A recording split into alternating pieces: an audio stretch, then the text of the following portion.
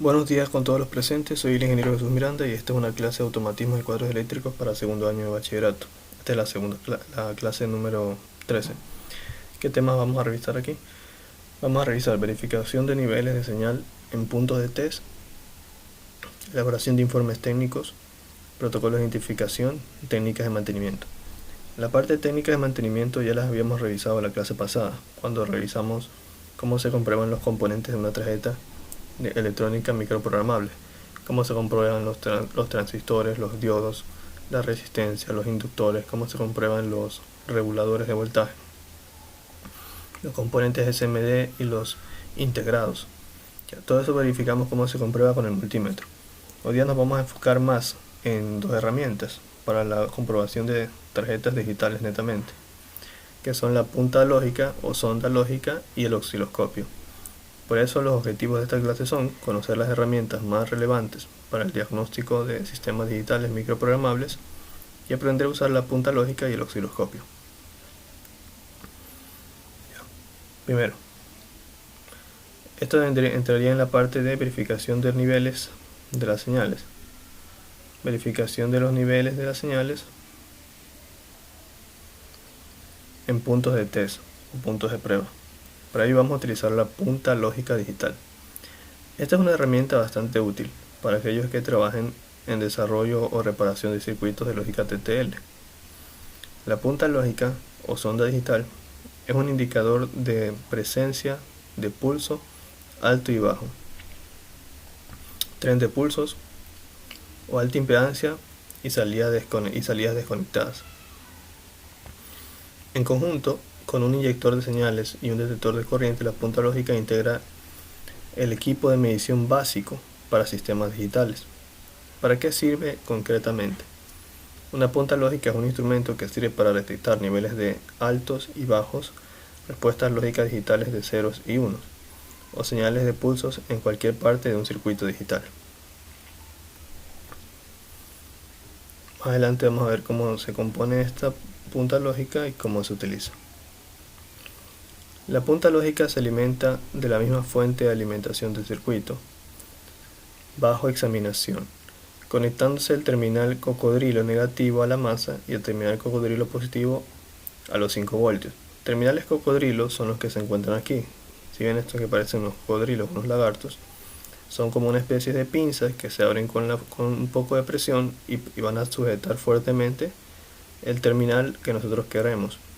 Colocamos el rojo en el positivo y el negro en la masa o el negativo de la alimentación para alimentar nuestra pequeña punta lógica. Y tocando con la punta podemos verificar qué niveles de voltaje existen y si es una señal en alto o en bajo, tratándose de señales digitales. La punta lógica consta de las siguientes partes. Vamos a observar los cables para la alimentación externa, ya vimos cómo se conectan a masa y más VCC, el display del multímetro digital, que aquí va a mostrar la lectura, el indicador de nivel de 0 voltios y el botón para aplicar 0 voltios a la punta. Punta de prueba, botón para aplicar VCC a la punta, LED indicador de nivel de VCC alto. Y acá está el LED indicador de VCC bajo y una tapa protectora. Este botón que hice para aplicar 0 voltios a la punta es un botón que nos sirve para probar el estado de la punta de prueba. Si presionamos ese botón, lo lógico es que se encienda el LED que indica color una señal de bajo, que por lo general es un LED de color verde. Y si presionamos el cambio en la botonera de acá, que es un LED indicador de alto, debería encenderse el LED de color rojo, que es el que indica que viene una señal de alto. De esa forma se usa, es como para poder testear que se encuentre en un buen estado la punta lógica. Y la forma de utilizarla es sencilla. Obviamente se utiliza para circuitos digitales. Debe ser conocimiento de ustedes que los circuitos digitales utilizan solo 5 voltios, no necesitan más que eso. A lo mucho pueden alimentarlo con una batería de 9 voltios, pero no pueden exceder este voltaje porque luego se pueden quemar los integrados. Ustedes ustedes tienen su circuito digital en el protoboard, por ejemplo, Y si ven presenta alguna anomalía de que no funciona correctamente, lo que tienen que hacer es utilizar la punta lógica para ver qué señales se encuentran en cada pin. Y en función de eso poder diagnosticar qué está bien o qué está mal. Ya, más adelante yo les voy a mostrar un ejemplo simulable de un pequeño sistema digital y cómo vamos a utilizar, en este caso, un osciloscopio para ver cómo se encuentra. El osciloscopio también lo puede ser como que vamos a tomarlo como un análogo a la punta lógica. Ya. Ahora vamos a hablar del osciloscopio. Ya, el osciloscopio. El osciloscopio es un instrumento de medición para la electrónica. Representa una gráfica de amplitud en el eje vertical y tiempo en el eje horizontal. Es muy usado por estudiantes, diseñadores, ingenieros en el campo de la electrónica. En el osciloscopio existen básicamente tres tipos de controles para poder divisar la señal. El primer control regula el eje X, el horizontal, y aprecia fracciones de tiempo. El segundo regula el eje Y, el vertical, controlando el voltaje de entrada. El tercer control es el ajuste del disparo o trigger en inglés. Este permite sincronizar las señales que se repiten de forma periódica usando como referencia una característica de la señal. Osciloscopio digital. Ya, hacemos un resalto de esto porque existen dos tipos de osciloscopio, el analógico y el digital. Pero el analógico ya casi no se usa porque está quedando obsoleto. El osciloscopio digital presenta muchas más prestaciones y es mucho más, por así decirlo, más vistoso en la utilización que un osciloscopio analógico. Entonces, actualmente se utiliza mucho más el digital y es muy probable que ustedes solo encuentren osciloscopios digitales. Por eso nos vamos a centrar más en el osciloscopio digital. En la actualidad los osciloscopios analógicos están siendo desplazados en gran medida por los osciloscopios digitales, entre otras razones por la facilidad de poder transferir las medidas a una computadora personal o pantalla LCD. En el osciloscopio digital la señal es previamente digitalizada por un conversor analógico digital. Al depender la fiabilidad de la visualización de la calidad de este componente, debe ser cuidada al máximo. Ya ustedes deberían saber, si no lo saben, siempre que tengamos un sistema digital, por lo general hay ciertas señales por lo general todas las señales en la naturaleza son señales analógicas, ¿sí? Entonces tienen que ser previamente digitalizadas. Para eso se utiliza un conversor analógico digital. Estos osciloscopios añaden prestaciones y facilidades al usuario imposibles de obtener con circuitería analógica, como los siguientes: medida automática de valores pico.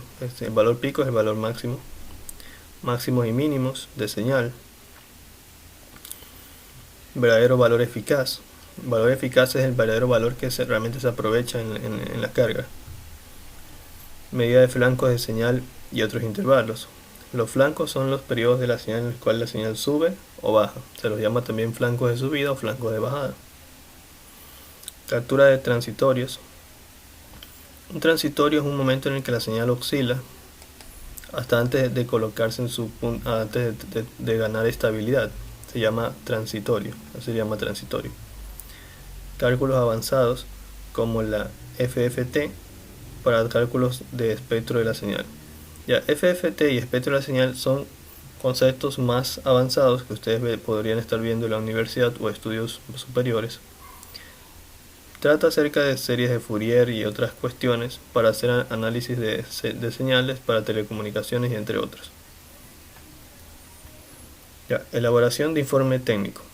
Ya, lo vamos a revisar esto primero porque bueno, es algo que ustedes ya deberían saber porque ya lo han de haber hecho trabajar haciendo reportes y todo lo demás. Pero también es parte del pénsul, así que lo vamos a revisar. La elaboración de un informe técnico. El informe técnico se trata de un documento en el que se expone de forma clara y concisa, aunque detallada, el desarrollo y resultados de un proyecto o trabajo. Es esencial que pueda asimilarse el objetivo de forma rápida y comprensiva.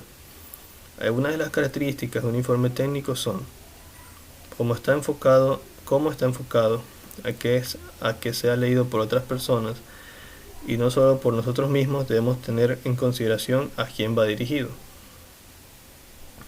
Deberá ser un escrito claro, sencillo y conciso. Una buena organización y una estructura adecuada también facilitarán su lectura. Los datos que se proporcionen tienen que ser exactos y de manera que puedan demostrarse de forma simple.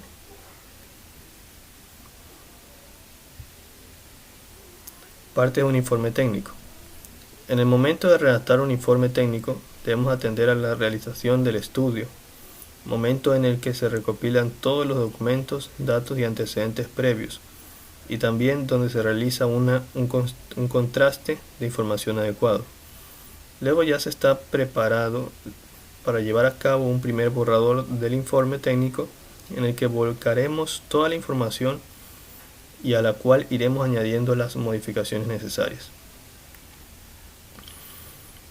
La estructura de un informe técnico está compuesta por estos apartados como mínimo: portada, un resumen del texto, índice, glosario de símbolos o términos técnicos en caso de que fuese necesario, una introducción, desarrollo del cuerpo del texto, las conclusiones, los anexos que se necesiten, la bibliografía consultada. Ejemplo de formato para informe técnico. Ya, este aquí es un ejemplo de un formato muy sencillo. Realmente solo es para que lo tengan presente, porque ustedes podrían usar cualquier otro formato dependiendo de la empresa en la que trabajen. Hay formatos que son muy sencillos, otros que se orientan más a una parte más científica y son mucho más complicados. Este caso es uno sencillo. Solo nos pide el lugar, la fecha, el asunto, reporte técnico del proyecto con el nombre del proyecto, nombre del destinatario, que vendría a ser nuestro jefe, quien lo va a leer, datos generales del destinatario, nombre de la empresa. Luego acá, exposición de hechos. Aquí tenemos que colocar todo lo que vendría a ser el estado inicial de lo que encontramos. Si estamos haciendo un mantenimiento, encontramos esto, tenía tales características. Por ejemplo, si vamos a hacer un mantenimiento de un tablero, exposición de hechos, el tablero se encontraba en tal estado. Estaba sucio, tenía este componente, estaba con los contactos quemados o cuestiones así. En análisis podríamos colocar un análisis más profundo. Por ejemplo, si se tiene que hacer una prueba, por así decirlo, un ensayo, se obtuvieron tales resultados del ensayo. Por así decirlo, aterrizando el caso de los tableros, te podemos decir, se revisaron los botones de Start y Stop para un arranque de un primer motor, por ejemplo, y se hicieron las pruebas requeridas y se observó que un contactor no cierra bien o no se enclava, por así decirlo. Ese es un análisis. Ya los resultados obtenidos puede decirse ya directamente: tal contactor no está funcionando, o tal contactor tiene óxido en los contactos y el contactor vibra y no cierra completamente o no se enclava. Ya, en recomendaciones y conclusiones ya se concluye que el tablero estaba en tales condiciones y quedó completamente operativo, o se concluye que hay que cambiar tal componente del tablero, y se recomienda que se le haga una limpieza periódica con una pistola de aire para eliminar suciedad y polvo. Ya, todas esas cuestiones ya dependen del trabajo que se vaya a hacer y a quién vaya dirigido el informe y en qué empresa estemos trabajando, ¿verdad? Acá tenemos otro ejemplo de un informe técnico para que puedan revisarlo, puedan leerlo. Este aquí no lo voy a leer porque no está tan orientado a lo que nos corresponde. Este aquí es un informe técnico. Dice que está dirigido para el jefe de adquisiciones, el departamento técnico de una realización de una revisión de diversos discos duros para reemplazar los que se encuentran en las máquinas de los diferentes departamentos. Ha realizado lo siguiente. Informe técnico. Se repararon los siguientes modelos. Maxtor, ya, según veo, es un informe técnico como una especie de inventario de los discos duros de una empresa. Y se está viendo los estados de cada uno, los resultados, si hay ruido, velocidad de transferencia de datos. Todo eso es para tomar una decisión de cuántos hay que comprar y cuáles deberíamos de comprar. Ya, eso podrían revisar. Ahora, lo que les había dicho. Vamos a ver un ejemplo ahorita de un pequeño sistema digital. Solo recuerden que un sistema micro programable puede ser un sistema digital que también contenga un microcontrolador. Realmente el que tenga un microcontrolador es lo que lo hace programable. Pero un sistema netamente digital también podríamos decir que es un sistema electrónico microprogramable, solo que ya la programación ya es netamente digital. Aunque también los sistemas digitales como las FPGA también se pueden programar. Ya, esto aquí es algo sencillísimo. Es un contador. ¿Cómo funciona? Tengo un 555, que es este, que está configurado de tal manera que me genera una señal cuadrada aquí pulsante. Y esa señal cuadrada pulsante, por cada pulso que reciba este contador, este es un contador, un 74 LS90, me va a generar un número, un código binario. Este código binario de 4 bits pasará a este decodificador 74LS47. El decodificador me lo va a convertir en un número BDC que puede pasar al display. Se llama decodificador porque me pasa un número BDC al display. Ya, aquí está todo, cómo se conecta todo y eso. Veamos cómo funciona. Le voy a dar a play. Aquí se van a obtener las señales. Ahí están esta señal y se ve cómo va incrementando el contador. Y dense cuenta de algo. Esta señal de aquí, de este osciloscopio, es la señal que genera el pulsador. Vamos a ubicarlo más acá. Primero analicemos la señal del pulsador. Aquí está. Dense cuenta que cada vez que se genera un alto, incrementa un número. Se genera un alto, incrementa un número. Entonces, por cada alto de mi señal PWM se va a generar se va a incrementar el contador. Veamos si puedo hacerlo más pequeño. Voy a moverle esta perillita. Esta perilla, si ustedes pueden ver, si no me equivoco, aquí está el control horizontal, aquí está una cierta resolución, aquí está el trigger. Miren cómo puedo tener un control sobre la línea horizontal. Ya, aquí tenemos la carga y descarga aquí tenemos la señal cuadrada generada por el 555. Primero hagamos un pequeño análisis de este osciloscopio. Esto aquí es un osciloscopio. Yo lo veo aquí, dando clic aquí, lo cojo aquí, selecciono el osciloscopio y lo conecto. Tengo conectada ahorita dos canales, el canal A y el B, solo que el B no lo tengo encendido. Vamos a encender el B. Y ahí está el canal B. ¿Sí ven? Vamos a escalarlo al canal B. Tiene que estar en 200. Perdón, tiene que estar en 2. Ahí. Al mismo que el amarillo. Si ustedes pueden ver cómo el color azul representa la carga y descarga del capacitor, porque aquí tenemos conectado el B en el color azul, el canal B, que es el azul, en el capacitor, entonces representa la señal del capacitor. Como está subiendo y bajando, realmente representa la carga y descarga de nuestro capacitor. Vamos si puedo escalarlo de una mejor manera para que sea más claro. Creo que ahí está más claro. Si ven, carga, descarga. Durante la carga sube y la descarga baja. Nuestra señal cuadrada, que no está tan cuadrada, no siempre es perfecto. Ya. Entonces, ahora comparemos con lo siguiente. Acá en cambio estoy analizando las cuatro señales de mi circuito contador, que genera una señal BDC de 4 bits. Dense cuenta que por cada número tiene una configuración diferente y eso es algo que se puede estudiar. En digital a eso se le conoce como diagrama de tiempo, que es un diagrama donde me va a presentar el comportamiento de cada señal digital como una representación de altos y bajos a lo largo del tiempo. ¿Y eso por qué es importante? Porque yo puedo deducir qué está trabajando bien y qué está trabajando mal. ¿A qué es lo que quiero llegar? Digamos que por algún motivo se llega a dañar nuestro sistema. ¿Qué es lo que ustedes deberían hacer como técnicos si es que disponen de un osciloscopio o una punta de prueba? Primero, conectar un osciloscopio aquí y acá. ¿Para qué? Para analizar si primero se está obteniendo la señal cuadrada y la señal de carga y descarga del capacitor. Si no se obtiene la señal cuadrada, verifiquen si está la señal de carga y descarga, porque la señal cuadrada depende de la carga y descarga del capacitor. Si no se encuentra la señal de carga y descarga del capacitor, ¿qué está mal entonces? El capacitor puede estar mal, puede estar malo el circuito RC. que es el circuito que se compone por esta resistencia y esta capacitancia, puede estar malo. Entonces, si no se encuentra el circuito de carga y descarga, entonces puede ser que el circuito de RC esté malo. El capacitor puede estar en corto, la resistencia puede estar abierta o estar en corto. Pero en cambio, si está el circuito carga y descarga y lo que no está es la señal cuadrada, entonces el 555 puede estar malo. O puede ser esta resistencia, o puede ser este capacitor de acá que ayuda a determinar la frecuencia de trabajo o el ciclo de trabajo del 555. Entonces así nosotros empezamos a diagnosticar. Con lo que ustedes ya saben, o ya les habíamos enseñado en la clase pasada, de cómo determinar si un capacitor está en corto, cómo determinar si una resistencia está buena.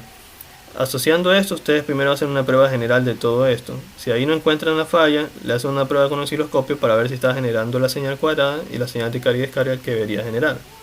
Si eso está bien, entonces pasamos acá y con el osciloscopio hacemos la prueba de estas señales y ya en la simulación ustedes ven cómo se debería comportar para cada número. Entonces con la simulación ustedes ven, ya, debería salir así. Ustedes pueden hacer la simulación en el programa. Entonces ustedes verifican en la vida real, o sea, en el artefacto en físico con un osciloscopio de verdad. Y si ven que la señal no se comporta de la forma correcta, entonces algo está mal con el contador. Pero si todas las señales se comportan de la forma correcta, según la simulación, entonces lo que podría estar mal es aquí en el decodificador o el display puede tener quemado un LED interno.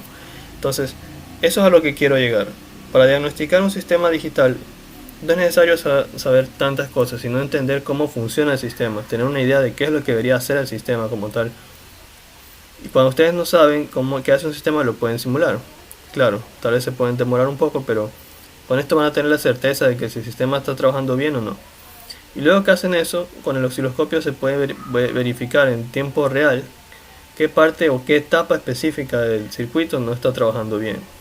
Y sabiendo eso, ya pueden meter mano para poder hacer los reemplazos o las pruebas necesarias para verificar para encontrar una posible solución al problema. Y eso es todo.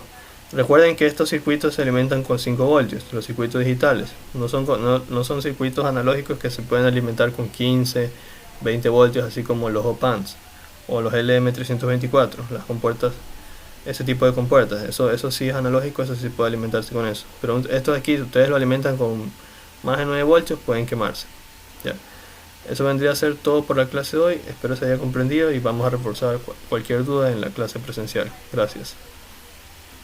Entonces procedamos a cerrar la grabación.